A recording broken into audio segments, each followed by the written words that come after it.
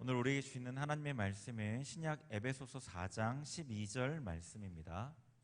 에베소서 4장 12절 말씀입니다. 314면에 있습니다. 에베소서 4장 12절 말씀 같이 봉독하도록 하겠습니다. 시작. 이는 성도를 온전하게 하여 봉사의 일을 하게 하며 그리스도의 몸을 세우려 하심이라. 아멘. 네. 지난주에 이어서 생수의 강의 비전에 대한 내용을 계속해서 보고 있죠. 네.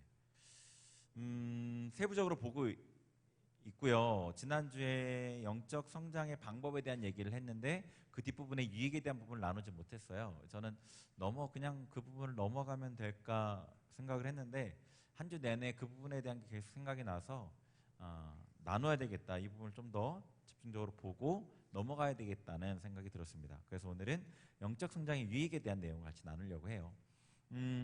지난주 나눴던 내용을 간략하게 제가 요약을 해볼게요. 요약을 해드릴게요. 우선 지난주 영적 성장의 단계에 대해 살펴봤어요. 그렇죠? 어린아이, 청년, 아비 이 세 가지 단계에 대해서 나누었어요. 그리고 각 단계의 특징들에 대해서 간략하게 살펴봤어요. 그래서 우리가 어느 수준에 있는지를 알고 그에 따라서 하나님 앞에 나아가는 게 필요하다라는 얘기를 했죠. 그리고 영적 성장의 각 단계의 특징들을 살펴본 다음에 어떻게 하면 영적 성장을 이룰 수 있는지에 대한 내용도 봤죠. 그래서 네 가지를 얘기했는데 하나는 도움을 받아야 된다는 거예요. 공동체 안에서 지체들을 통해서 도움을 받고 하나님께 사역자를 통해서 주시는 은혜를 받고 이 도움을 받아야 된다는 것을 얘기를 드렸고요. 두 번째는 사랑 안에서 참된 것을 함으로 세워져 간다는 얘기를 했어요. 하나님 앞에 중심을 다해서 마음을 다해서 죽게 하듯이 사랑 안에서 참된 일을 함을 통해서, 그러니까 사랑 안에서 참된 것을 한다는 것 자체가 모든 것을 마음을 다해 죽게 하듯이 하는 거라고 얘기했죠. 그렇게 할 때 우리가 하나님의 손길 안에서 다듬어지고 세워져 간다고 얘기했고요. 또 하나 성령으로 행해야 된다라는 걸 얘기했습니다. 성령의 감동에 순종하고 감동을 무시하면 안 되는 것. 그리고 말씀을 먹음으로 영이 성장한다고 얘기했어요. 그래서 말씀을 먹는 방법을 세 가지로 얘기했죠. 첫 번째는 충분한 양의 말씀을 읽기. 이걸 통해서 여러분 안에 그 세상적인 그 이전에 들어가 있는 그런 가치관들이 씻어진다는 얘기를 했어요. 그리고 두 번째, 말씀을 통해서 하나님 만나는, 말씀을 묵상함을 통해서 하나님 만나는 계시적인 말씀을 읽기에 대한 얘기를 했고요. 그 다음에 영으로 말씀을 영의 양식으로 먹는 것에 대한 얘기를 했어요. 그래서 이 말씀에 대한 부분, 굉장히 영의 성장에 있는 부분 굉장히 중요합니다. 영의 양식이라는 말을 우리가 하잖아요. 그죠? 하나님의 말씀이 영의 양식이다 얘기하기 때문에 여러분의 영이 성장하기 위해서 이것이 너무 중요하다라고 얘기를 했습니다. 그리고 성장의 유익에 대한 얘기를 하나 했었어요. 그 하나가 뭐였냐면 자유를 누리기 위해서였어요. 자유를 누리기 위해서. 그렇죠? 삶에 여러 가지 묶임들이 있는데 성장할수록 그 묶임에서 풀어진다. 그래서 삶의 어떤 묶임들이 풀어지니까 자유해질 수 있다라는 얘기를 했어요. 이 삶의 묶임들이 있는 것은 기본적으로 어린아이 때 많이 그 예전 습관들이 그대로 있기 때문에 많이 묶여 있어요. 많이 묶여 있어요. 제가 그때 예를 들었던 것, 돈, 재정적인 문제, 혹은 관계의 문제, 이런 것들에 대한 사람의 인정이나 이런 부분들, 내 안에 어떤 해결되지 않은 분노나 우울함이나 낙심, 어떤 감정적인 어려움들, 이런 것들이 우리 삶을 너무 괴롭히는데 그것들이 우리를 삶을 좌우하게 되는 상태, 묶여있는 상태라고 얘기했어요. 거기서 자유함을 얻기 위해서 성장이 필요하다고 했죠. 근데 굉장히 이건 1차원적이라고 그랬죠. 여러분이 어린아이 때를 넘어가고 청년 때로 들어가면 이 부분에 대한 자유를 실적으로 조금씩 느끼게 되거든요. 실제적으로 경험하게 돼요. 자, 그게 성장의 유익이었어요. 오늘은 다음 나머지 부분의 성장의 유익에 대한 얘기를 나누려고 하는데 그 주중에 세미나를 갔다 왔어요. 교육자들 해서 담임 목사님 교육자들이 세미나를 갔다 왔는데 광고의 주보에 나가서 알잖아요. 그죠? 그때 들었던 내용을 조금 나누는 게 여러분에게도 어떤 동기부여에 도움이 될 것 같아요. 그 미래학자 최현식 박사님이라는 분이 강의를 하셨는데 그분은 목사님이기도 해요. 그리고 최윤식 이분이 조금 더 유명한데 최윤식, 최현식 이 두 분이 형제고 같이 두 분 다 미래학자고 목사님이신데 미래학자가 되게 적대요. 저도 몰랐는데 전 세계 한 100여 명 정도 있대요. 되게 적대요. 그리고 이분들이 책도 많이 쓰셨고 한국교회에 대한 내용의 책도 쓰고 경제 관련한 어떤 경제 예측 이런 것에 대한 책도 쓰고 그랬는데 나름 좀 이름이 있으셔요. 그런데 그분 최현식 그분 박사님이 오셔서 이제 세미나를 하셨어요. 내용에 중요한 내용 뭐 여러 가지 통계나 여러 가지 것들을 얘기를 하셨지만 중요한 몇 가지 얘기를 나눠드리는 게 좋을 것 같아요. 중요한 얘기 중에 하나는 이제 신호와 소음을 구별해야 된다 그런 얘기를 했는데 신호와 소음이라는 책도 있어요. 신호와 소음을 구별해야 된다. 우리가 신호는 받아서 반응해야 되고 소음은 차단해야 되고 그런 거잖아요. 그죠? 그 신호와 소음에 대한 얘기를 했는데 지금 이제 그 팬데믹 2차 대유행에 대한 얘기를 하잖아요. 그죠? 그래서 그 이전에 팬데믹 상황, 예전에 뭐 스페인 독감을 비롯한 팬데믹 전 세계 대유행하는 그런 상황 가운데에서 처음에 유행하고 2차 대유행이 오고 또 3차 유행까지 오는 그런 패턴이 있었다.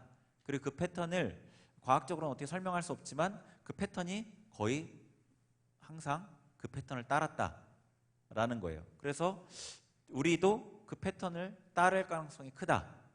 이 코로나 상황도 그런 얘기죠. 그래서 지금 일본에서 계속해서 2차 대유행에 대한 얘기를 하잖아요. 그죠? 그게 이제 신호라는 거죠. 그건 소음이 아니라 신호라는 거예요. 신호는 듣고 반응해야 된다는 건데 그래서 2차 대유행에 대한 게 언제라고 예상을 하냐면 패턴에 따르면 10월, 11월, 12월 요쯤일 거라고 예상을 해요. 그럼 우리가 그거를 신호가 자꾸 시그널이 자꾸 오는데 무시해버리고 멍청하게 있다가 가만히 있다가 반응하지 않으면 그게 실제로 닥쳤을 때 엄청나게 피해가 크겠죠. 그죠? 그죠? 그거에 대해서 신호로 인식하고 반응해야 된다는 얘기를 한 거예요. 교회로서는 어떻게 해야 되냐? 지금 코로나가 이렇게 있으니까 우리가 소극적으로 뭘 못하고 계속 소극적으로 이게 언제 코로나 끝날까 기다려서는 안 된다는 거예요. 오히려 지금 우리 오프라인 모임을 하고 있잖아요. 이때가 기회라는 거예요.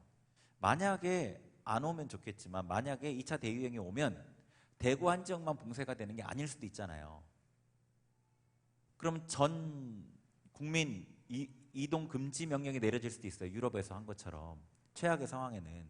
그러면 교회는 다시 문을 닫아야 돼요. 다시 온라인 예배로 가야 된다고요. 그러니까 7월, 8월, 9월에 이 집중해서 우리가 이 면대면으로 만나서 할 수 있는 최대한의 사역을 해야 된다는 얘기를 하는 거예요. 제가 지난주에도 얘기를 했지만 믿음이 있고 없고 너무 틀리다고 그랬죠. 어떤 문제를 맞닥뜨릴 때. 믿음이 있는 사람은 그 문제가 다가와도 그거를 그 문제 때문에 마음이 막 꺼지거나 아니면은 그 문제에 휩싸여서 두려워하고 뭐 어떻게 해야 될지를 모르면서 잘못된 선택을 하고 더 문제를 망가뜨리는 이런 일을 안 해요. 대부분 삶을 어렵게 만드는 것은 자신의 잘못된 선택인 경우가 많아요. 그리고 잘못된 선택은 왜 그러냐면 불안함과 두려움, 믿음 없는 행동 때문에 보통 그렇게 하거든요. 믿음으로 하나님이 무엇을 원하시는지를 분별할 수 있으면 그것을 선택해서 그 길로 갈 수 있어요. 어떤 시험의 상황에도 하나님께서 피할 길을 예비하셨잖아요. 그죠? 사람이 감당할 시험밖에는 주신 게 없죠. 그리고 시험 당할 쯤에 피할 길을 내신다고 그랬잖아요. 그죠? 여러분 잘 하시는 말씀이잖아요. 선교단체 활동하면서 뭐 암송 구절이었을 것 같은데 피할 길을 하나님 내셨어요. 근데 피할 길을 봐야지 피하죠. 믿음이 없으면 이걸 볼 수를 없어요. 성령이 아니고서는 하나님께서 예비하신 것들을 우리가 볼 수 없다고 그랬거든요. 그러니까 믿음이 없는 사람은 믿음이 혹은 약해져 있는 상태에서 어떤 큰 문제가 맞닥뜨려지면 하나님의 인도하심에 반응할 수 없고 자기의 나름대로의 방법을 선택해서 가니까 그 길은 사망의 길이죠. 더 괴롭게 되는 길이라고요. 그래서 이 시기에 여러분이 이 영적 성장에 대한 얘기를 제가 지금 하고 있는데 어떻게든 여러분이 조금이라도 믿음이 더 잘할 수 있도록 최선의 애를 쓰면 이제 2차 대유행이 올지 안 올지는 모르지만 온다고 하더라도 덜 힘들게 넘어갈 수 있고 안 온다고 하더라도 이 코로나가 언제 끝날 거라고 예상을 하냐면 백신이 내년 5월에 개발될 가능성이 크대요. 지금 국가적으로 총력을 다 동원하고 있기 때문에 빨리 1년 정도 걸려서 내년 5월 정도에 나올 가능성이 있대요. 그럼 내년 5월, 최소 5월이고 5월 나와도 이제 우리나라는 의료진을 맨 먼저 맞춘다고 그랬잖아요. 그럼 여러분까지 오려면 한 달, 두 달은 걸리지 않겠어요? 그죠? 그리고 그 전 국민이 다 맞으려면 두세 달 걸리면 적어도 내년 7, 8월, 아무리 빨라도 7, 8월까지는 이 상황이 계속 지속된다는 거잖아요. 이 상황이 2차 대응이 오지 않아도 이 상황이 계속 지속된다는 거예요. 그리고 또 문제는 뭐냐면 우리나라는 맞았다고 쳐요. 그것도 엄청 비싸다고 하던데 한 사람당 300만 원 든대요. 300만 원 넘게 든대요. 그래서 9조인가 몇 조가 필요해서 그 재원 마련해야 된다고 뉴스에 한번 나왔는데 우리나라 다 맞았다고 쳐봐요. 그러면 해외 나라들 못 맞았잖아요. 인도나 뭐 동남아 국가들 거의 다 못 맞을 거 아니에요. 그 나라에서 개발 못 하잖아요. 개발한 나라부터 맞을 거 아니에요. 그럼 세계적으로 유행이 안 끝난단 말이에요. 그럼 외국에서 유입되는 사람들 계속 코로나 걸려서 들어올 거 아니에요. 그러니까 이 상황이 한두 달에 끝날 게 아니라니까요. 우리가 이게 언제 끝나지? 이렇게 참 버티자, 기다리자 이렇게 하면 끝나는 게 아니고 최소 내년, 그 후년까지도 이 상황이 계속 갈 수 있다는 거예요. 완전하게 해결되지 않고. 그러면은 전에 제가 그런 얘기를 리더 모임 때 했는데 이 코로나 상황에서 우리가 다 못하면 안 된다. 해야 될 중요한 일들을 이 상황 아래서 하는 방법을 찾아야 된다라는 얘기를 했잖아요. 소모임을 하더라도 마스크 쓰고 하고 그런 것들. 이 마스크가 얼마나 유용한지 나오잖아요. 뭐 물류센터에서 어떤 사람이 몇 시간을 일했는데 마스크를 한 번도 안 벗었더니 옆에 안 걸렸다. 뭐 그런 얘기 하잖아요. 소그룹을 하더라도 마스크 쓰고 하고 뭐 이런 것들 최소한 우리가 할 수 있는 방안을 찾아서 해내야 되는 거잖아요. 그러니까 만약에 2차 대유행이 안 와도 이게 길게 간단 말이에요. 장기적으로. 그러면 우리가 이 상황들에 길어지면서 피로도가 커지고 자꾸 여러 가지 삶의 부분들이 녹록치 않으니까 마음이 다운될 수밖에 없는 어떤 이런 상황에서 이걸 넘어갈 수 있는 방법은 내적인 힘이 있는 방법밖에 없거든요. 네. 그래서 이 영적 성장에 대한 부분에 우리가 포커스를 맞추는 게 너무나 중요한 상황이라고 생각을 해요. 너무나 중요한 상황이라고 생각합니다. 그래서 그분은 얘기한 게 7, 8, 9월이 골든타임이다. 이런 얘기를 하는 거예요. 이때 제대로 안 하면 뒤에 2차 대유행이 왔을 때 진짜 크게 타격을 입을 거다. 그거는 뭐 교회뿐 아니라 성도들도 다 그런 얘기를 하시더라고요. 그래서 이 시기에 우리가 그래도 오프라인으로 이렇게 만날 수 있을 때 최선을 다해서 이 부분에 대해서 우리 내면을 세우는 이 부분에 대해서 어떤 문제가 와도 우리가 넉넉하게 너끈하게 감당할 수 있는 내면의 이 부분들을 세우기 위해서 3개월이 짧기 때문에 다 세워지진 않겠지만 기초라도 닦아 놓으면 여러분이 그 온라인으로 다시 돌아가거나 이 상황들이 됐을 때 온라인 했을 때 매일마다 아침마다 경건회 했었고 리더 모임 또 모임을 했었잖아요. 했던 친구들은 신앙적으로 그렇게 많이 떨어지지 않았거든요. 근데 참여를 안 한 친구들은 힘들어졌던 것 같아요. 매일매일 그래도 말씀 보고 기도했던 애들은 좀 나은 것 같은데. 그러니까 여러분이 믿음의 기초라도 좀 닦이면 그런 걸 활용해서라도 내가 나를 지켜야 되겠구나 이런 생각을 할 수 있거든요. 근데 그게 안 되면 그냥 힘든 대로 흘러가 버리게 되거든요. 그럼 나중에는 정말로 돌이키기 힘들 정도로 여러분이 이렇게 침체될 수도 있어요. 그래서 영적 성장에 대해서 우리가 나누는 것 그리고 이것을 위해서 여러분이 힘써야 되는 것 지금 이 시기에 너무 중요하다는 거예요. 네. 자, 그럼 영적 성장의 유익에 대해서 얘기를 할게요. 자, 영적 성장의 유익 지난번에 말한 자유를 누리기 위한 것 이건 제일 낮은 차원이라고 그랬죠. 자, 두 번째는 사명을 이룰 수 있어요. 사명을. 하나님께서 각 사람에게 주신 사명이 있어요. 그죠? 우리는 하나님께서 부르셨고 새롭게 창조하셨단 말이에요. 창조하신 데에는 창조의 목적이 있는 거겠죠. 무엇이든지 만들어진 것에는 이유가 있단 말이에요. 그리고 그 존재가 그 자기의 창조의 목적을 이룰 때 가장 가치 있고 의미가 있는 거예요. 그렇겠죠? 그런데 처음에 아담을 창조한 그 창조의 목적은 훼손됐어요. 잘 아시듯이. 그래서 우리를 다시 창조하셨어요. 다시 낳으셨어요. 그리고 우리에게 사명을 주셨어요. 그게 처음 아담에게 주신 사명과 비슷한데 그 사명이 뭐냐? 세상 가운데 하나님을 드러내는 거예요. 세상 가운데 하나님을 보여주는 역할을 한다고요. 이거는 아담도 그렇고 이스라엘도 그렇고 성경 전체에서 흐르는 하나님의 백성을 향한 하나님의 목적이에요. 아담에게는 하나님 뭐라고 하셨죠? 다스려라고 했어요. 다스려라. 정복하고 다스려라. 그럼 그 다스리라는 것은 아담이 통치를 하라는 거예요. 통치를 위임한 거예요. 통치자는 누구예요? 하나님이셔요. 하나님께서 아담에게 통치를 위임하셨어요. 어떻게 통치하는 거예요? 하나님처럼 통치하는 거예요. 만물을 하나님과 같이 선하게 통치하는 거예요. 그래서 세상 만물 가운데 하나님의 선하심을 드러내는 거예요. 이스라엘 백성을 하나님께서 구원하셨어요. 에스겔서 5장인 것 같은데 거기 보면 뭐라고 얘기하냐면 내가 너희를 이방인 가운데 두었다. 이방인이 너희를 둘러있게 했다.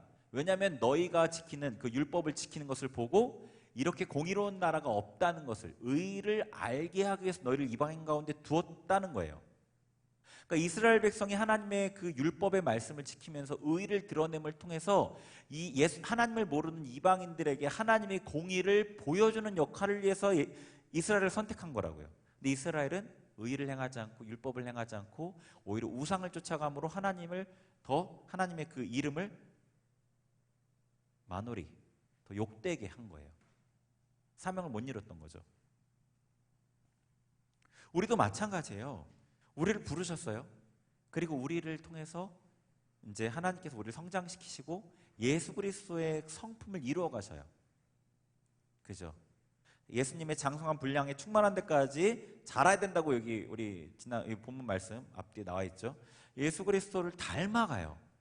그 닮아가는 모습이 성령의 열매로 나타나지는 거예요. 사랑과 희락과 화평과 그 9가지 열매가 예수님의 모습이란 말이에요. 성품. 그런데 그것이 우리에게 맺혀지면 왜요?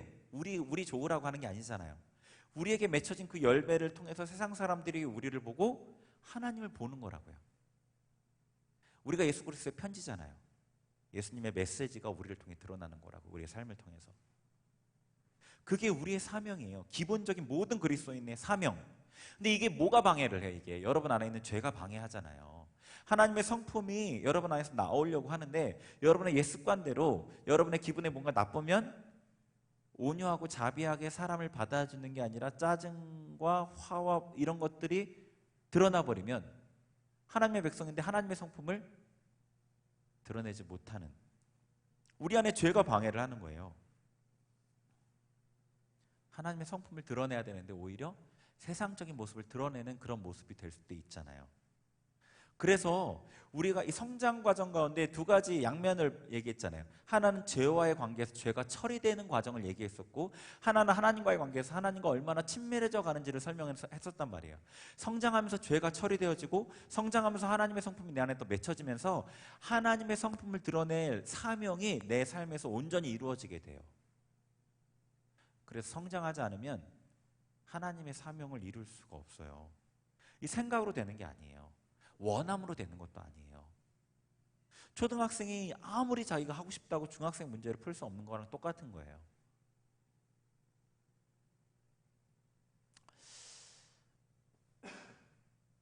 네. 그래서 이렇게 하나님의 우리를 향해 나타내시고자 하는 하나님의 성품을 드러내는 이 사명을 이룰 수 있게 돼요. 성장할수록. 그런데 이 하나님의 성품이 여러 가지 성품이 있잖아요. 근데 각 사람에게 다른 성품을 좀 더 중심적으로 드러나도록 하나님께서 우리를 창조하셨어요. 사람마다 성향이 다르잖아요. 성향이 달라요. 그거에 따라서 하나님의 성품의 어떤 부분을 더 많이 드러낼 수 있을지에 대한 부분이 사명으로 주어져요. 근데 이건 어쨌거나 성장해야지 가능해요.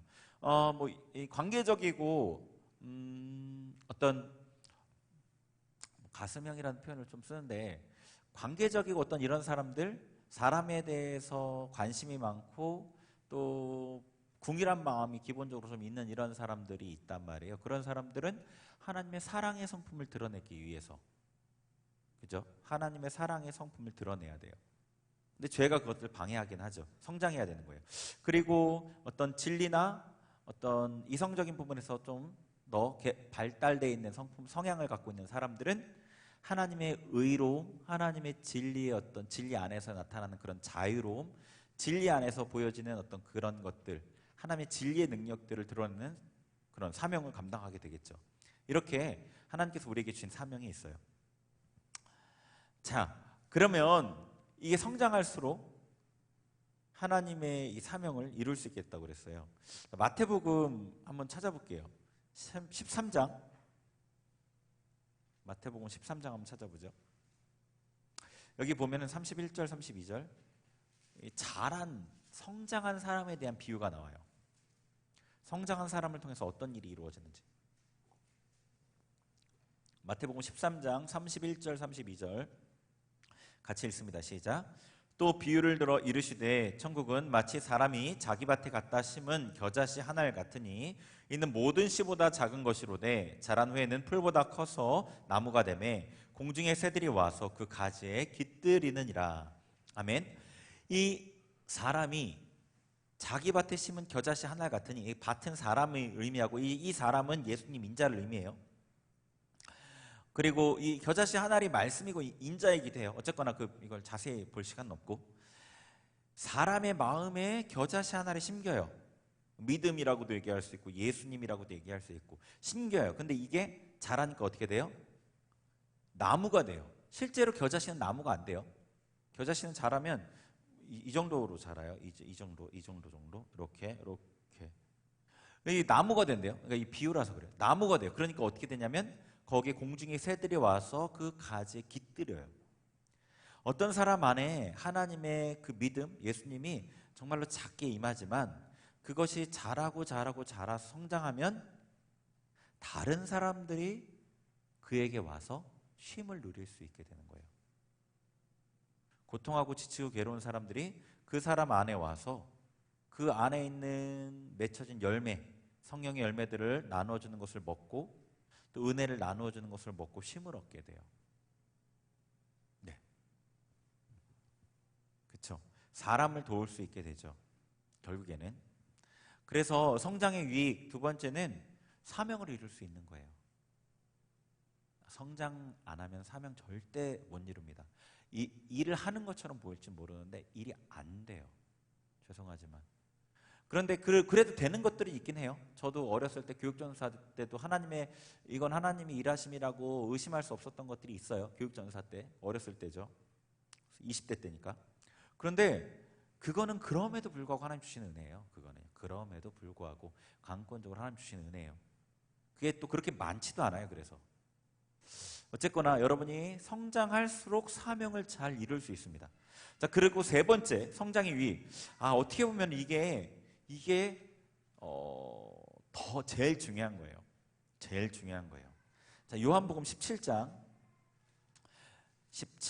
여러분이 이것을 위해서 성장을 하기를 원하셔야 돼요.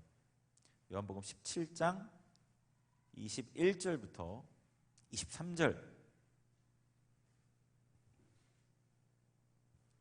21절부터 요한복음 17장 21절부터 23절 읽습니다. 시작. 아버지여, 아버지께서 내 안에 내가 아버지 안에 있는 것 같이 그들도 다 하나가 되어 우리 안에 있게 하사 세상으로 아버지께서 나를 보내신 것을 믿게 하옵소서. 내게 주신 영광을 내가 그들에게 주었사오니 이는 우리가 하나 된 것 같이 그들도 하나가 되게 하려 함이니이다. 곧 내가 그들 안에 있고 아버지께서 내 안에 계시어 그들로 온전함을 이루어 하나가 되게 하려 함은 아버지께서 나를 보내신 것과 또 나를 사랑하신 같이 그들도 사랑하신 것을 세상으로 알게 하려 함이로소이다. 아멘. 보면은 아버지가 내 안에, 예수님께서 하나님과 예수님과 하나님이 하나 된 것처럼 저들도 우리 안에서 하나 되게 해주세요. 그리고 우리가 하나 된 것처럼 그들도 하나 되게 해주세요. 연합에 대한 얘기를 하고 계시거든요. 그러니까 성장할수록 어떤 유익이 있냐면 하나님과의 연합이 온전해지고 성도 안에 연합이 온전해져요.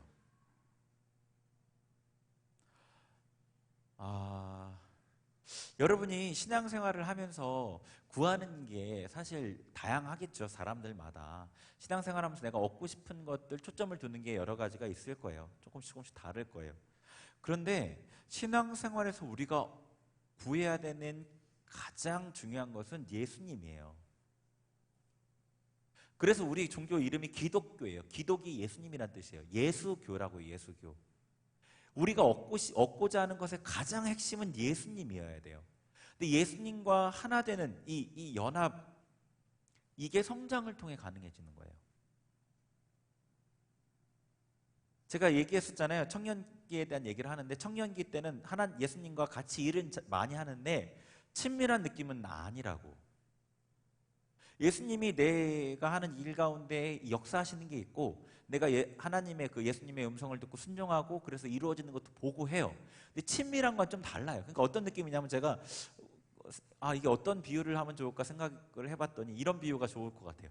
회사에 갔는데 동료하고 친해요. 뭐 아주 친한 건 아니고 그냥 뭐 괜찮아요. 관계 나쁘지 않아요. 가면 안녕하세요. 뭐 어떻게 잘 지내셨어요? 이렇게 인사해요. 같이 일도 해요. 프로젝트도 하고. 그런데 그 정도. 친밀하다고 말할 수 없죠. 그런 느낌이거든요. 근데 그 다음에 더 성장하게 되면 예수님과 진짜 친밀한 관계로 들어가져요. 깊은 것들을 나누고 비밀한 것들을 나누는. 그러면서 연결돼요. 마음이 오고 가고 연결된단 말이에요. 여러분이 사람과의 관계 안에서 이런 것들을 경험해 보셨는지 모르겠는데, 사람과의 관계에서도 연결된다는 것이 굉장한 만족감을 주거든요. 마음에 굉장한 풍성함과 만족감과 기쁨을 줘요. 그러니까 예수님과 우리가 연합되면 그 기쁨과 그 자유로움, 그 연결을 통한 예수님과의 소통이라는 것은요, 표현하기가 어려워요. 굉장한 우리에게 만족감을 줘요. 예수님 안에서 온전히 수용된 어떤 그런 자유로운 어떤 해방. 피조물들은요, 모두 다 고통을 피하고 즐거움, 기쁨을 추구하도록 돼 있는 것 같아요. 창조가 된 것 같아요. 모든 피조물이 다 고통을 피해요. 즐거운 것을 쫓아가요. 우리도 마찬가지예요. 그게 하나님 안에서 가장 만족스러운, 가장 기쁜, 그리고 부작용이 없는 그 자유로운 해방을 누릴 수 있는 거예요. 그래서 이것을 어떻게 누리냐? 성장할수록. 왜요?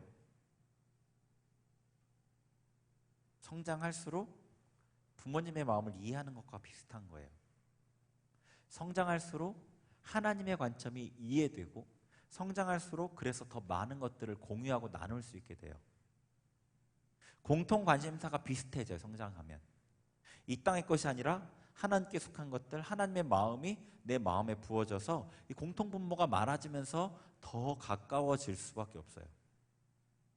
저는 여러분이 이것에 대한 소망함이 있었으면 좋겠어요. 하나님을 정말로 간절히 경험하고 싶고, 가까워지고 싶고, 많이 알고 싶고, 더 누리고 싶은 어떤 이런 간절함이 우리에게 있었으면 좋겠어요. 우리에게 있었으면 좋겠어요. 이게 우리 신앙의 전부라니까요. 이게 없으면 이거는 기독교의 핵심을 놓치는 거예요. 그냥 안 꼽는 찐빵이에요. 맛이 없어요. 그래, 신앙생활이 맛이 없는 게 예수님과의 개인적인 교제가 없어서 그래요. 신앙생활이 맛이 있어야 되거든요. 재밌고 즐겁고 기쁘고. 물론 예수님으로 인한 핍박, 어떤 그 말씀을 지키는 데에 따른 어떤 애씀, 싸움, 스트러글이죠. 싸움이 있고 어떤 힘씀이 있고 애씀이 있고 고통스러운 것도 있지만, 그 안에서 누리는 그 기쁨은 그런 것들을 다 상쇄하고도 덮고도 남는 넘치는 기쁨이거든요. 근데 그 기쁨이 없다는 것은 그 핵심된 예수님과의 관계 부분에 문제가 있기 때문에 재미가 없고 맛이 없는 거예요. 신앙생활이. 여러분이 이 부분을 원하셨으면 좋겠어요. 그리고 성장해서만 이게 가능해요. 성장해야지만. 어렸을 때에도 엄마가 보살피고 돌보는 것들을 경험하죠. 그리고 그게 어린아이에게도 좋죠. 그런데 어머니와 마음을 나누게 되는 것은, 이제 여자 자매들은 아실 거예요. 20대가 넘어가고 30대가 넘어가고 또 애를 낳고 이럴수록 어머니의 마음을 더 많이 이해하고 같이 친하게 지낼 수 있게 되잖아요. 그래서 여러분이 예수님과의 하나됨, 성장의 유익 가운데 이게 최고거든요. 예수님 안에 있는 아름다움, 그 아름다움, 그것을 여러분이 누리기를 원하는 간절한 마음이 있었으면 좋겠어요. 그래서 더 친밀해지고 싶고 그분과 더 가까워지고 싶어서 고통하고 싶은, 예수님의 고통을 내가 겪고 싶은, 왜요? 그분과 친해지고 싶어서, 그걸 겪고 싶은 그런 마음까지 있었으면 좋겠어요. 예수님의 고통을 같이 나누어서 더 친밀해지고 싶은 그런 마음까지. 이 친밀함의 진짜 모습은 아비 시작한 그때부터 경험하는 것 같아요. 네. 자, 마지막 네 번째, 이 성장에 오는 유익이 있어요. 요한계시록 20장 찾아보죠.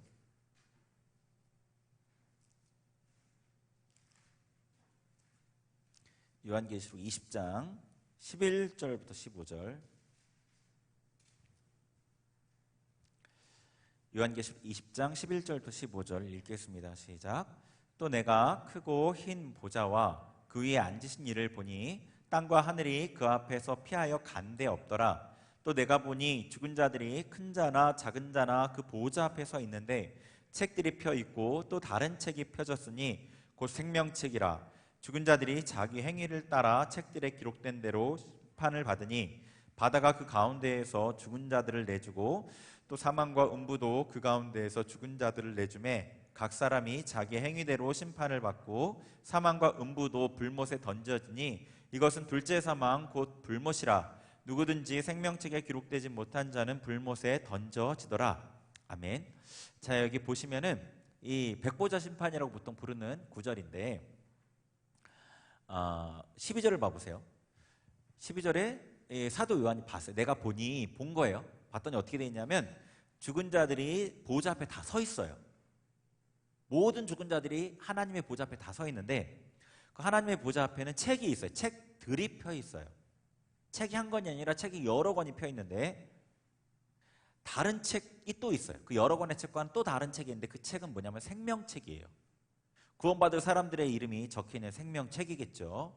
그리고 보니까 죽은 자들이 자기 행위를 따라 책들에 기록된 대로 심판을 받았다고 되어 있으니까 생명책이 있고 그 옆에 있는 책들은 사람들의 행위가 기록되어 있는 책들이겠죠.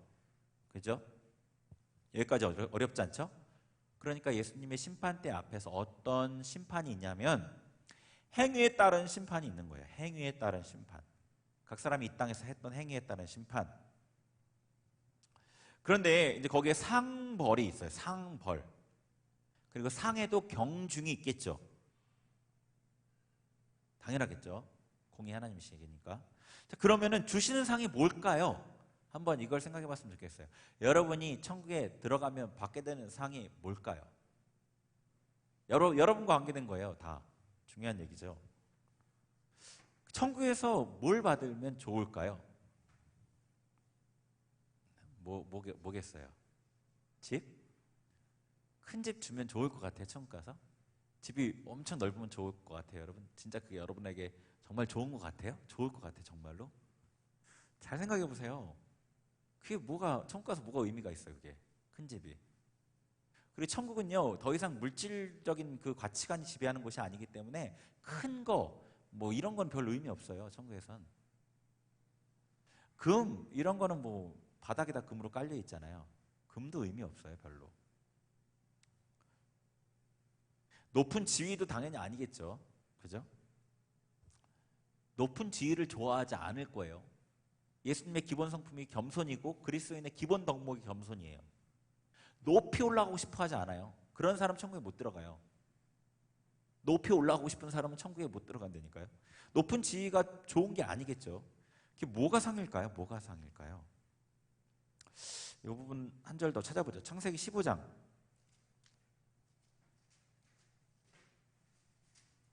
1절.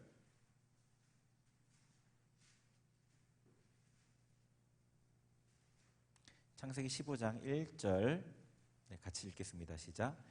이후에 여호와의 말씀이 환상 중에 아브라함에게 임하여 이르시되 아브라함아 두려워하지 말라. 나는 내 방패요 큰 상급이니라. 아멘. 아브라함에게 하나님께서 뭐라고 얘기하시냐면 내가 하나님 내가 너의 지극히 큰 상급이다. 내가 줄 수 있는 것 중에 가장 좋은 거, 가장 큰 게 나다는 얘기예요. 나, 하나님이라는 거예요. 그래서 시편에서 여호와가 나의 복이라 이렇게 고백하거든요. 복이 뭐냐면 하나님이에요. 상이 뭐냐면 하나님이라고요. 자, 이거를 적용을 해보죠. 그럼 천국에서 더 큰 상을 받는 것은 뭐냐면 하나님을 더 많이 누릴 수 있게 되는 거예요. 네. 천국에서 하나님을 누리는 게 동일하지 않을 거라고요. 영적 성장은 여기서 이루어지지만 그 성장된 모습대로 가요. 천국에 이 땅을 떠날 때 성장된 모습대로 천국을 간다고요. 그럼 제가 계속 부모와 자식 비유를 하잖아요. 어린애들은 부모를 잘 이해 못 하잖아요. 성장할수록 부모님을 더 잘 이해하죠. 성장할수록 하나님 나라에 가서 하나님과 더 많은 것들을 공유하고 누릴 수 있게 될 거 아니에요. 성장 자체가 상이에요. 성장 자체가. 여러분의 영원한 나라의 삶을 여러분이 이 땅에서 만들어가고 있는 거라고요. 이 땅에서 집을 짓는데 무슨 집을 짓고 있는 거냐면 여러분이 살 집을 짓고 있는 거라고요. 이거는 나중에 부활에 관련된 얘기를 할 건데 여러분의 집이 이 땅의 집이 아니라 이게 집이에요. 육체가 집인 거 알아요? 이걸 장막이라고 표현하잖아요. 장막이 집이잖아요. 어려운 얘기를 하는 것 같아서 잘 모르는 얘기를 하면 어려우니까. 어쨌거나 우리가 새 몸을 입어요. 신령한 몸. 그것을 이 땅에서 여러분이 준비하는 거예요. 그건 나중에 고린도전서 15장 통해서 얘기를 할게요. 어쨌거나 천국에서 받을 상을 여러분이 지금 여기서 준비한다니까요. 여러분이 성장할수록 더 하나님을 많이 누리게 된다고요. 천국에 가서. 그리고 그게 사람들의 부러움을 살 거예요. 물론 천국에서 누구를 부러워하고 이런 것은 아니지만 천국에서는 하나님보다 더 귀한 게 없어요. 물론 온 세계 열방이 다 그렇지만 지금 우리가 모르죠. 하나님보다 더 귀한 게 없어서 그곳에서 하나님과 더 많은 누림을 갖는 사람이 가장 부러울 대상이 될 거라고요. 천국이 새로운 나라잖아요. 그죠? 새하늘과 새 땅이죠. 하나님께서 이제 이 땅을 다 심판하시고 나서 천국을 시작하시는 거예요. 아까 계시록 20장 11절 15절을 읽을 때 그 새 나라를 시작하기 전에 이제 심판을 하는 거예요. 상벌을 주는 거라고요. 새 나라를 시작할 때 그렇잖아요. 나라를 새롭게 시작할 때 여러분 뭐 사극 이런 거 보면 그런 거 나오잖아요. 개국 공신들이 있잖아요. 이 나라를 여는데 많은 공로를 한 사람들을 특별히 상을 주고 공로의 경중에 따라서 상을 다르게 주죠. 그리고 내가 이 나라를 세우는데 방해됐던 사람들은 벌을 주잖아요. 그게 이 계시록 20장 11절 15절 심판이라니까요. 개국 공신들은 치하하고 상을 주고 악한 자들에겐 벌을 주는 그 자리가 아까 읽었던 계시록 그 심판의 자리인 거예요. 달란트 비유를 보면요, 그 종들이 나오죠. 종들에 따라서 다르게 상을 주잖아요.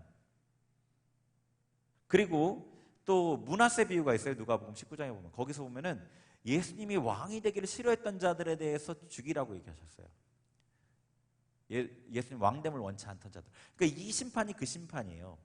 그때 성장한 만큼, 성령의 열매를 많이 맺은 만큼, 성장한 만큼 또 하나님의 일을 많이 감당했겠죠. 하나님의 나라의 일을 많이 감당한 만큼 하나님과의 연합의 크기가 결정이 된다고요. 하나님을 누리는 크기가. 그리고 이제는 그 다음에 하나님과의 연합의 어떤 하나님을 누리는 크기가 결정이 되고 더불어서 모두 주어질 거냐면 하나님께서 왕과 같이 다스리게 한다고 했기 때문에 분보왕과 같이 띄어져서 위임받아서 다스리게 될 거예요. 아담에게 다스리라고 했던 그 명령이 다시 회복될 거라고요. 하여튼 그렇습니다. 그래서 여러분이 이 성장이라는 것은 제가 얘기했죠. 여러분이 이 땅에서 자유를 누리는 건 아주 작은 일이라고. 우리에게 주신 하나님의 일을 이룬다는 이 엄청난 이 한낱 미물과 같은 이 사람이 하나님의 일을 이룬다는 이 엄청난 사명을 감당할 수 있게 되는 것이 성장을 통해 가능하다고 그랬고요. 그리고 정말로 온 우주 만물의 가장 아름다우신 전지전능하신 하나님과의 가까워지는 그 연합을 누리는 것이 성장할수록 가능하다고 얘기했어요. 그 성장할수록 천국에서 받을 상급도 결정이 되는 거예요. 디모데전서 4장 8절에 이런 말씀이 있어요. 여러분 들어보셨을 거예요. 육체의 연단은 약간의 유익이 있으나 경건은 범사에 유익하니 금생과 내생의 약속이 있느니라. 여러분이 경건의 훈련을 통해 성장해 가죠. 이 땅에서도 자유를 누리고 이 땅에서도 하나님의 풍성한 것들을 누릴 뿐더러 내생에 천국 가서도 그것들을 풍성하게 누리게 된다는 거예요. 와, 그러면은요, 여러분, 우리의 삶의 초점을 이 영적 성장에 맞춰야 되지 않겠나요? 여러분이 중요하다고 생각하는 그 어떤 것보다 이게 가장 중요한 일이에요. 어떤 것보다. 그런데 어쩌면 급하지는 않게 느껴질지 모르겠어요. 내일도 기회가 있다고 생각하고 한 달 후에도 기회가 있다고 생각하니까. 스티븐 코비 스티븐 코비 맞나? 네. 그 프랭클린 다이어리 만드신 분 있잖아요. 그 책에 보면은 4가지로 얘기하더라고요. 중요하고 급한 일, 중요하지만 급하지 않은 일, 안 중요하고 급한 일, 안 중요하고 급하지도 않은 일. 이 4가지로 나눠서 이렇게 우선순위를 정해야 된다. 중요한 일을 먼저 해야 된다는 얘기였어요. 거기서. 여러분, 중요하지만 급하게 보이지 않는다고 뒤로 미루면 그 결과를 어느 날에는 감당해야 돼요. 절대로 뒤로 미루지 마세요. 거기다가 지금은 제가 아까 얘기한 대로 이걸 미룰 수 없는 급한 시기가 됐다고요. 저는 제 짧은 생각으로는 코로나 사태가 끝났다고 끝나지 않을 것 같은 생각이 자꾸 들어요. 물론 코로나 변종이 자꾸 나와서 백신이 나와도 크게 효과가 없을 가능성도 있다, 이런 우울한 뉴스도 나오긴 하는데, 저는 코로나 바이러스가 끝났다고 모든 어려움이 끝나지 않고 또 다른 어떤 어려움이 또 생기고 또 생길 것 같아요. 그게 예수님 재림이 가까울 때 현상인데, 그 현상에 지금 제대로 된 시작인 것 같은 생각이 들거든요. 가봐야 알겠지만 우리에게 시간이 많지는 않은 것 같아요. 은혜가 풍성하게 부어지는 때가 있고 은혜의 문이 닫히는 때가 있거든요. 근데 지금 한국교회는 사실 은혜의 문이 많이 닫혔어요. 제가 전임 사역을 4군데를 했어요. 여기 말고 3년, 4년 이렇게 했단 말이에요. 죄송하지만 교회 가서 예배 드릴 때 은혜를 받을 수 있는 데가 없어요. 4군데 아무 데도 없었어요.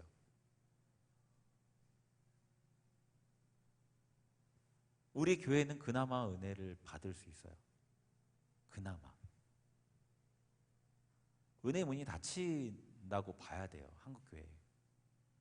그럼 나중에는 여러분이 아무리 기도하고 은혜를 받고 싶어도 은혜를 못 받는 때가 있어요.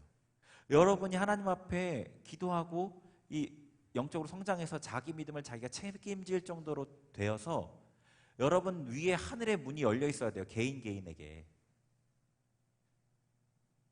지금은 그나마 도움을 받을 수 있다고요. 지금은. 제가 사역 초반부터 계속 이런 얘기를 계속 했었어요. 지금 때가 가깝다. 진짜 준비해야 된다. 그런 얘기를 많이 했거든요. 근데 진짜 이게 막바지 다다른 거 아닌가? 그런 위기감도 들어요. 그리고 이제 이 코로나 사태 겪으면서 갑자기 상황이 완전히 확 반전됐잖아요. 그런 일들이 있을 수 있다는 생각이 들어요. 와, 어떻게 성경에 나와 있는 대로 이렇게 될까? 어떤 과정을 겪을까? 그랬거든요. 근데 이렇게 되는구나. 갑자기 한순간에 확 다 바뀌어 버리는구나. 여러분, 그래서 이 영적 성장에 초점을 맞추는 것을 이제는 미룰 수 없다고 생각해요. 영적 성장의 방법들을 최대한 활용하고 집중하세요. 다른 여러분의 삶의 급한 일들 때문에 이걸 뒤로 미루지 마세요. 아무리 급한 일이 있어도 이것을 하세요. 무조건. 전투적으로 이것을 지켜내야 돼요. 말씀과 기도 가운데 어떻게든 이 시간을 전투적으로 지켜내야 돼요. 싸우고 힘써서 지켜내야 돼요. 그러지 않으면 계속 푸순위로 미루고 하루, 이틀, 일주일, 한 달 지나면 다시 돌아가는 게 쉽지가 않아지거든요. 그리고 성령의 감동을 거스르지 않아야 돼요. 어떻게든 성령님이 감동하시면 순종하기 위해 애쓰셔야 돼요. 그리고 자신의 영적 상태를요 진단해야 되고요, 민감하게 반응해야 돼요. 뭐 예를 들어서 감정적인 상태 있잖아요. 내 마음에 지금 짜증이 나는지, 분노가 나는지, 우울한지, 낙심하는지, 이런 어떤 부정적인 반응이 내 감정에 있는지, 아니면 기쁜지, 사랑이 흘러나오는지, 사람들에 대한 어떤 그리움, 외로움이 아니라 사람들에게 대한 그리움이 있는지, 어떤 긍정적인 반응이 있는지, 이걸 보는 거예요. 여러분 자신을 자꾸 점검해야 된다고요. 짜증나고 분노가 나는데 저 사람 때문이야 이러면 안 돼요. 절대로. 그거는 자기 합리화를 하는 거고, 그 자기 합리화는 절대로 영적 성장에 도움이 안 돼요. 절대로 도움이 안 돼요. 저 사람 때문에 화를 냈더라도 화를 낸 나를 봐야 돼요. 내가 왜 화를 내는지, 내 마음의 상태가 어떤지. 왜냐하면 동일한 상황에서 모든 사람이 동일하게 화를 내지는 않기 때문이에요. 자기를 돌아봐야 돼요. 계속 영적인 반응을 봐야 돼요. 말씀을 볼 때 말씀이 맛있는지, 말씀이 모래알같이 보기 싫은지, 찬양할 때 찬양의 고백이 정말로 내 고백으로 드려지는지, 찬양이 하는 내 입술과 내 마음이 따로인지, 찬양을 하는 건지 노래를 하는 건지 모르는 그런 상황인지 분별해야 된다고요. 예배를 드릴 때, 예배 때 어떤 하나님의 은혜를 계속해서 공급을 받는지, 아니면 공급받지 못하고 있는지,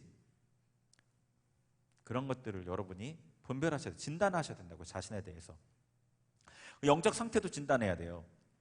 내 마음에 겸손한 마음이 있는지, 겸손하고 싶은 마음이 있는지, 예수님을 향한 어떤 갈망하는 마음이 있는지, 어떤 간절함이 있는지, 아니면 내가 죄인이라는 그 인식이 계속 내 안에 있는지, 이 영적인 상태를 자꾸 자기를 돌아봐야 돼요. 자꾸. 대인관계도 통해서 봐야죠. 감정적인 상태를 통해서 대인관계에 대한 반응은 분별할 수 있겠죠. 이렇게 자기를요 돌아봐야 돼요. 그러면서 내가 어떤 상태에 있는지를 보고 회개해야 되는지, 하나님의 은혜를 간구해야 되는지, 이것들 가운데서 계속해서 하나님을 찾는 그 길 가운데 가야 돼요. 그래요. 이 겸손한 마음과 갈망을 잃지 않고 하나님 앞에 나아가는 이것들 계속 이어져야 돼요. 경건의 훈련들 계속 돼야 돼요. 그리고 이것을 제가 아까 얘기한 대로 여러분 삶의 최우선에 놓으셔야 된다고요. 최우선에. 왜냐하면 가장 중요한 일이기 때문이에요. 가장 중요한 일이기 때문이에요. 금생과 내생의 모든 부분의 유익이는 가장 중요한 일이에요. 제가 말씀드렸죠. 여러분이 성장하면 여러분 삶에 여러분 지금 고민하는 게 뭔지는 모르겠지만 다 해결된다고 말씀드릴 수 있어요. 다 해결돼요. 다. 왜냐하면 제가 그랬거든요. 지금 제 삶에 문제가 있잖아요. 사모님이 그 허리가 아프시잖아요.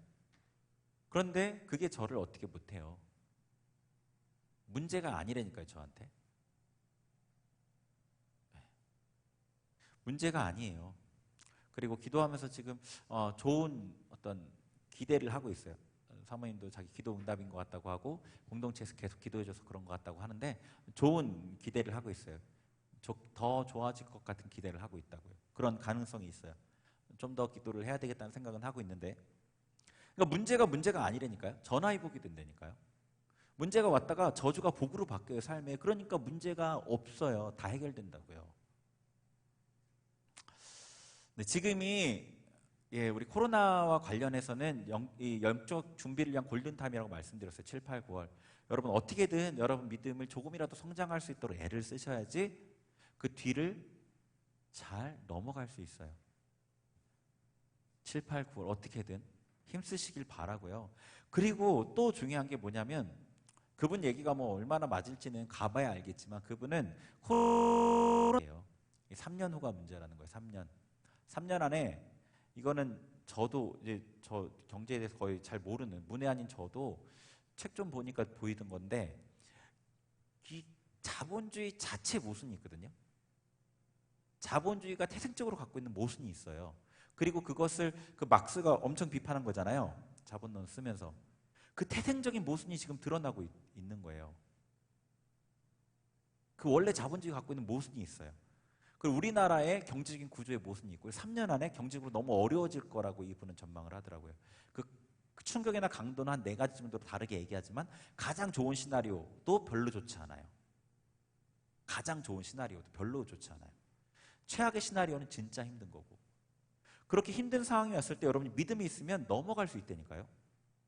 믿음이 없으면 경제적으로 힘들어지면 어떻게 돼요? 하던 거 못하니까 막 자기 자신에 대해서 낙심하게 되고 절망하게 되고 마치 내가 가치 없어지는 사람 같이 되면서 고립되어지고 이렇게 흘러갈 가능성이 크잖아요. 믿음이 없으면. 사회적인 분위기에 휩쓸려 간단 말이에요. 근데 믿음이 있으면 없으면 좀 안 쓰면 되고, 네, 그런 거가 자기의 어떤 가치를 결정하는 게 아니기 때문에 하나님 안에 받는 은혜로 충분하기 때문에 세상 것들이 부족해진다고 그렇게 괴로워지지 않아요. 그래서 영적 성장을 위해서 힘쓰는 것 더 이상 미룰 수 없다라고 말씀드리고 싶어요.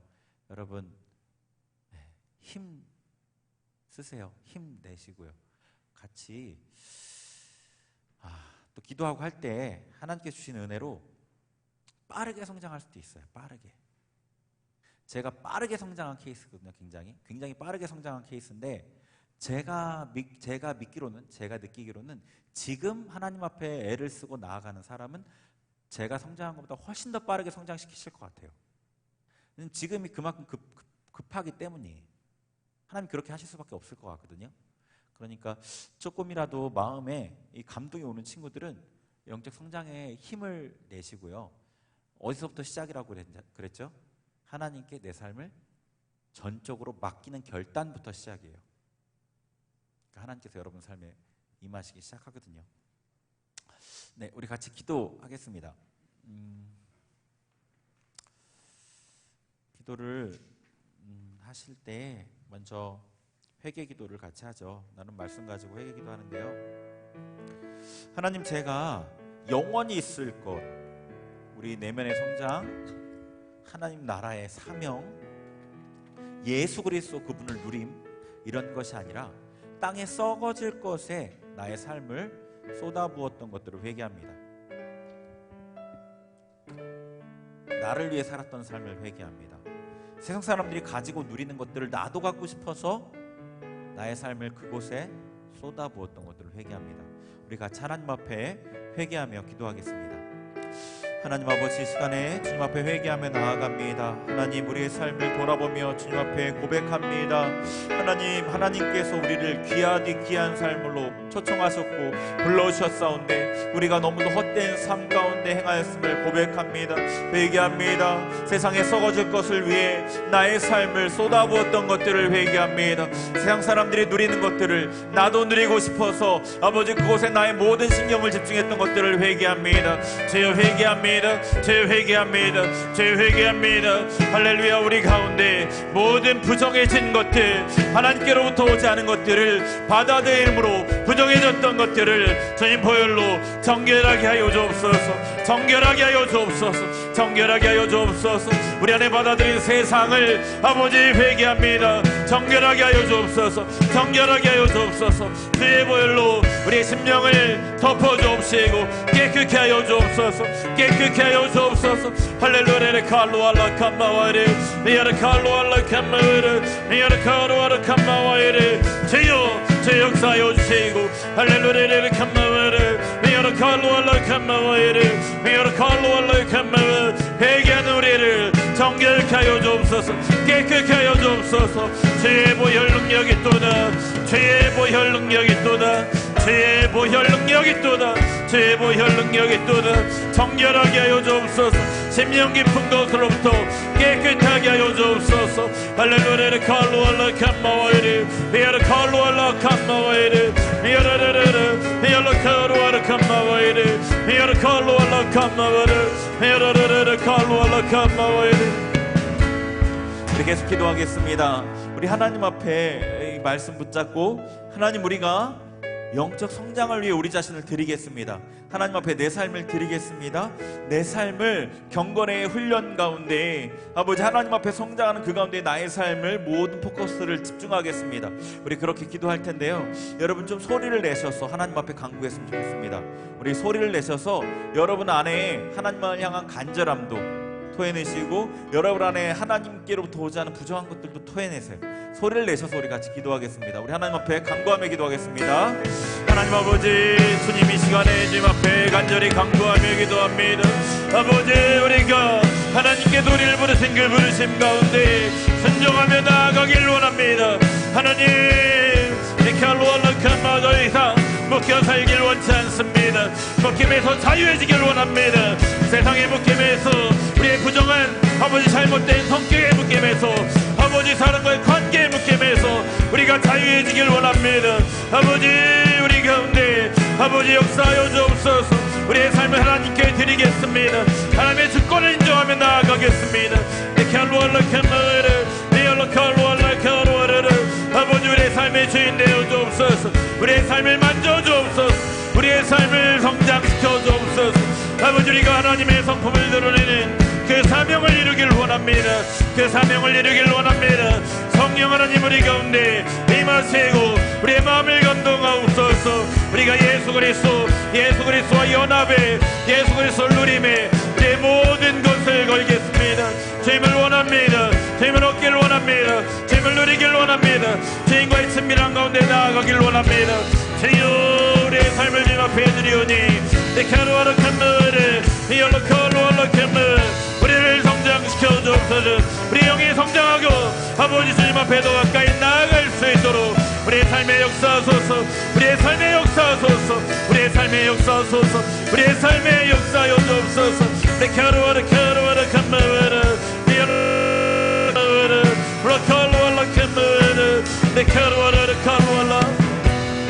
주의 보혈, 주의 보혈 능력 있도다. 주의 피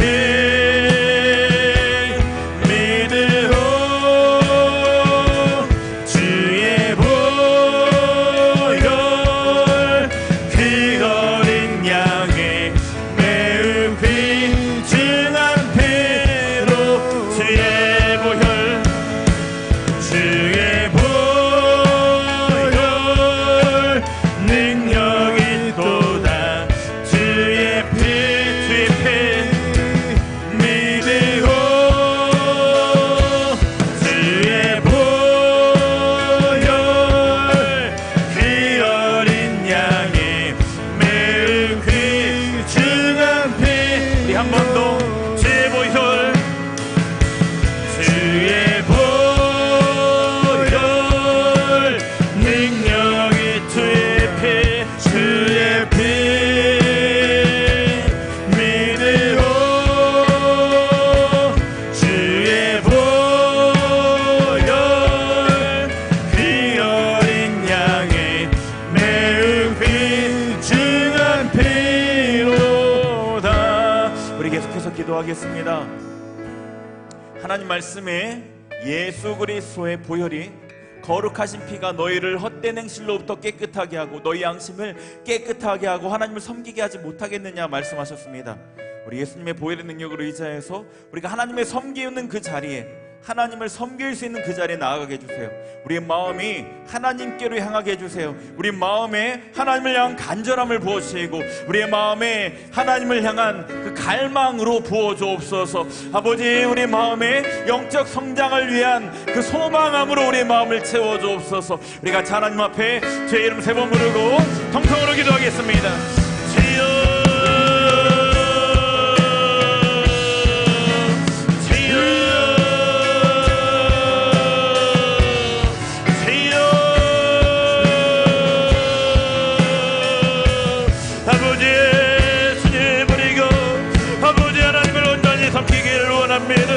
우리가 하나님 앞에 더 가까이 나아가길 원합니다. 아버지, 우리의 마음에 우리의 습관들과 아버지 세상을 향한 욕망들을 아버지 제거하여 주시고 하나님을 향한 소망, 예수 그리스도를 향한 갈망, 아버지 영적 성장을 향한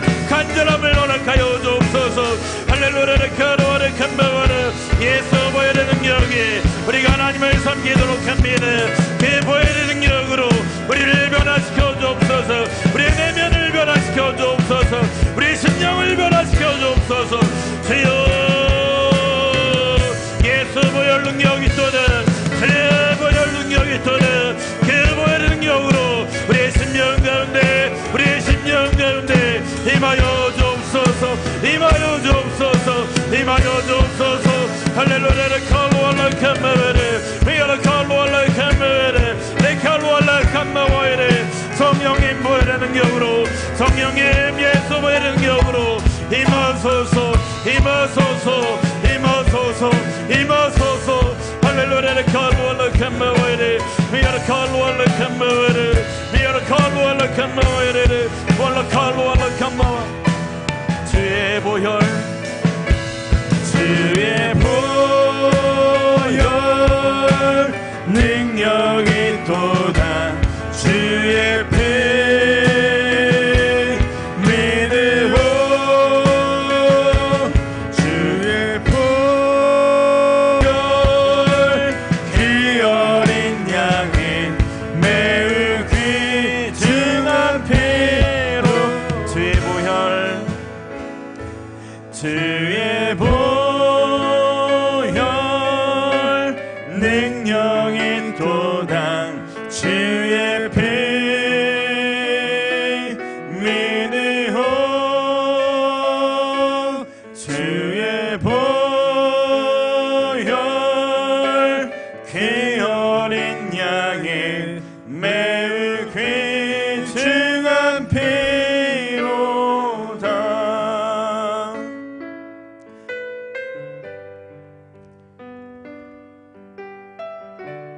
우리 더 찬양하며 하나님 앞에 더 나아가길 원합니다. 보혈을 지나 보혈을 지나 하나님 품으로 보혈을 지나 아버지 품으로 보혈을 지나 하나님 품으로 한 걸음씩 나가네. 보혈을 지나 보혈을 지나 하나님 품으로 보혈을 지나 아버지 품으로 보혈을 지나 하나님 품으로 한 걸음씩 나가네. 존귀한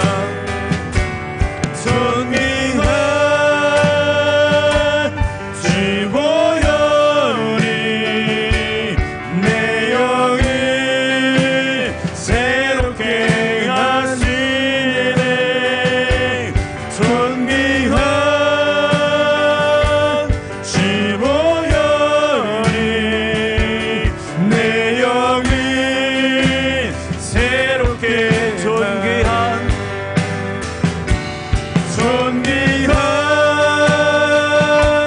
주 보혈이 내 영을 새롭게 하시네.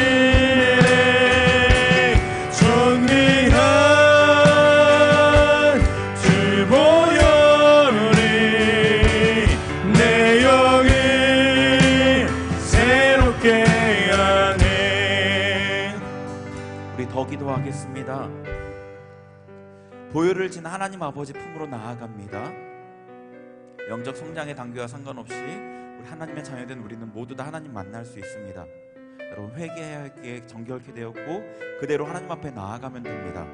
예수님의 십자가를 바라보시고 십자가 앞에 나아가시고 십자가에 그 흘리신 예수님의 피에 담긴 그 하나님의 사랑을 경험하길 원합니다. 우리 하나님 앞에 더 깊이 나아가겠습니다. 우리 하나님 앞에 하나님께로 우리 인도하소서. 하나님을 만나게 하여 주옵소서. 하나님을 경험하게 하여 주옵소서. 우리 간구하며 하나님 앞에 나아가겠습니다. 같이 기도합니다. 하나님 아버지, 이 시간에 주님 앞에 우리가 나아갑니다. 예수 그리스도 십자가의 보혈을 의지하며 나아갑니다. 하나님 품으로 나아갑니다. 하나님을 만나길 원합니다. 십자가 앞에 나아갑니다.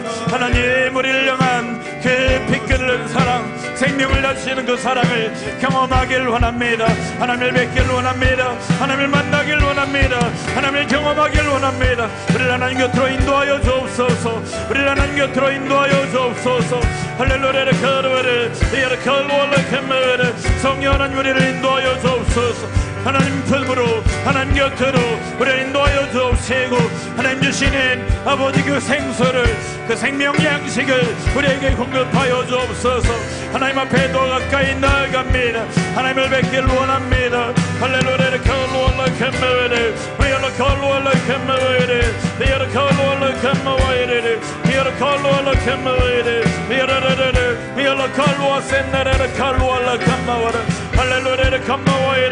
우리를 인도하여 주옵소서. 우리를 인도하여 주옵소서. 우리를 인도하여 주옵소서. 성령 하나님, 우리 가운데 임재하여 주옵소서. 내 가르마리 각 사람을 만나 주옵소서. 만져 주옵소서. 할렐루야. 생명을 만져주시고, 할렐루야. 하나님의 비전을 보게 하시고, 할렐루야. 하나님께 사로잡히게 없소서. 할렐루야.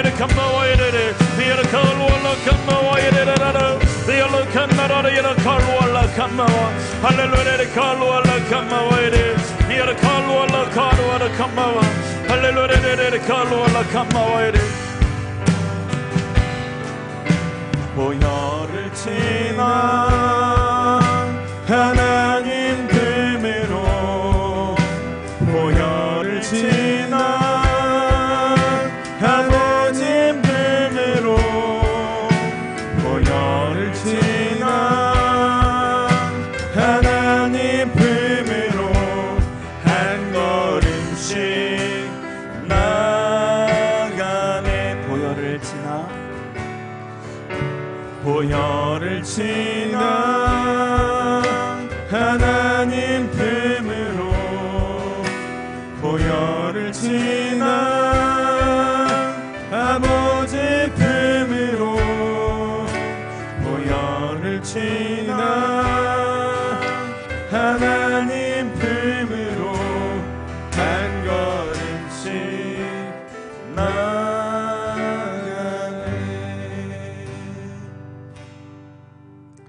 하나님 아버지, 오늘도 우리에게 임하시고 은혜 주시는 주님을 찬양합니다. 하나님의 손길 안에 하나님께 우리의 삶이 맡겨짐으로 성장하고 하나님의 사람으로 더 세워져 갈 수 있도록 우리의 삶에 역사하여 주옵소서. 감사드리며 예수님의 이름으로 기도합니다. 아멘. 우리 다 같이 일어나셔서 내게 있는 향유옥합 찬양하시면서 봉헌하겠습니다.